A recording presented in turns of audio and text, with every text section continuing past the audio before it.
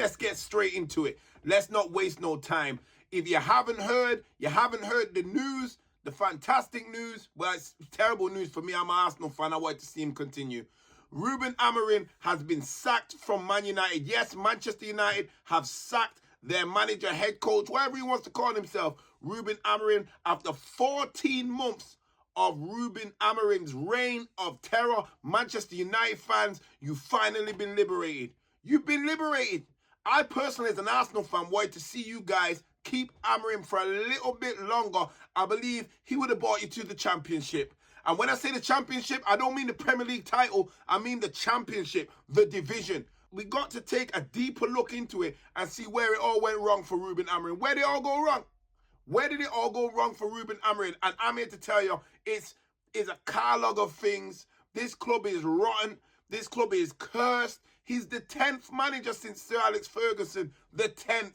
Came with a lot of promise. And what do United do? The same thing they do to players. They absolutely ruin them. Ruin them. It's a cursed job. Ruben Amorim sacking. It was inevitable and it was predictable. Everybody could see exactly what was going to happen. It was really just a matter of time. And Amorim was coming to United. He was seen as one of the most sought-after managers in Europe. One of the most sought-after managers in Europe. To their first title in just under 2 decades. They end up winning 2 league trophies in 3 years. And a few other cups as well under this man. So he's got a reasonable pedigree. Amorim made the fateful decision of accepting what should have been a dream job at Manchester United. Dream job end up being a nightmare. A nightmare job. Straight into it. Let's not waste no time. So Amorim's doomed from day one. This is what the things that people don't talk about. The first thing that cursed him from the get-go, the whole Ten Hag scandal was embarrassment. The delay to sack him. The decision to keep him on. The decision to keep him on after he won the FA Cup. After he won the Cup, Ten Hag, the relationship was already terrible. The season was already terrible. Ten Hag should have been allowed to sail off into the sunset with his cup and with his resume intact. No blemishes on it. They give Ten Hag an extension.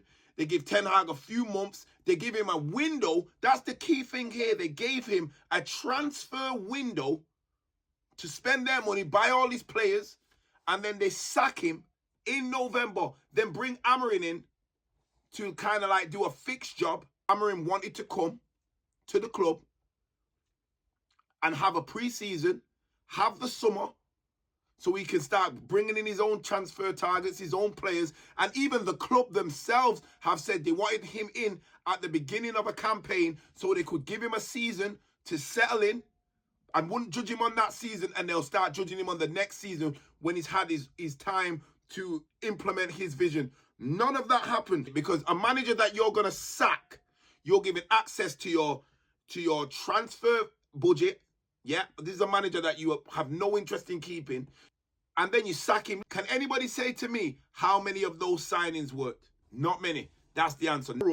Not to talk about the recruitment. Man United scored 44 goals in the 2024-25 season. 44 goals. That's pathetic. Comedy FC, that is pathetic. That's why we're laughing at you. Comedy FC, the lowest recorded total that they've had since they were relegated.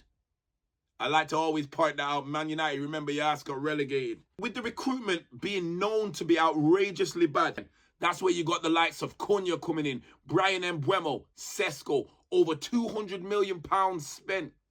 Over £200 million spent. Impressive triple catcher. But that is a huge outlay for a football team to spend that has no European football.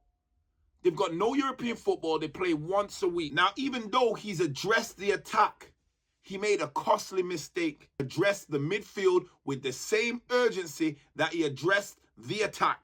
Because Amorim didn't sign a single midfielder, not one. So you've got one problem area that's been remedied, and the rest still needing work. In this situation, yeah, United had the chance to get rid of Bruno for 100 million quid. 100 million quid, and they could have used that money Use that money. And Bruno Fernandes is a fantastic player. Nobody's saying he's not a fantastic player. But you get offered £100 million for Bruno Fernandes. You got to rebuild your whole team. Bruno should be out that door. Should have been out that door. He should have been out that door. Quick as well. And he persisted with his stubbornness to play Bruno out of position, which affected Bruno and the team. The next thing, we have to talk about his formation. I know Man United fans have cold sweats when the word formation comes up because they've had enough. They've had enough of that through at the back. Why does it not work? Because you don't have the personnel, bro. You guys are poo. The issue isn't the system. It's the personnel that you've got to play the system. They're terrible. With his stubbornness, refuses to accept that. Granted, results have improved. But for United, no, like, he couldn't adapt. Anytime the formation wouldn't work, he would stick to it stubbornly. If he plays a player out of position, he would stick to it stubbornly. And he couldn't adapt. United's players have done a better job. Of course they should have. But at the same time, Ineos should have seen Ruben Amorim's incompatibility with the squad. How could they not see that? Amorim's leaving the club. So he's leaving the club. His reputation's permanently damaged. He's got the lowest win ratio of any Manchester United manager in history. That's the record he takes away from it. And let's not forget, I forgot to put this in, he had an opportunity last year to kind of polish a terrible season. And he failed it. The Europa League final, it's like nobody's speaking about it. Against the worst Tottenham team of, maybe of all time. Worst Tottenham team of all time. And he couldn't get it over the line. So we can't really go on like this. Is a shock. It's a shock sacking. Question is, what's next for Man United? Because it's Darren Fletcher. Now, let me tell you something. It's going to get worse. They might win a couple games on the bounce, but it's going to get worse because Man United, Manchester United, mark my words, is a poison job. Nobody is going to do well at that job. Nobody. And it's going to get worse and worse and worse and worse. This is beautiful. That's for all those years when you laughed at everybody else. I'm out of here, guys.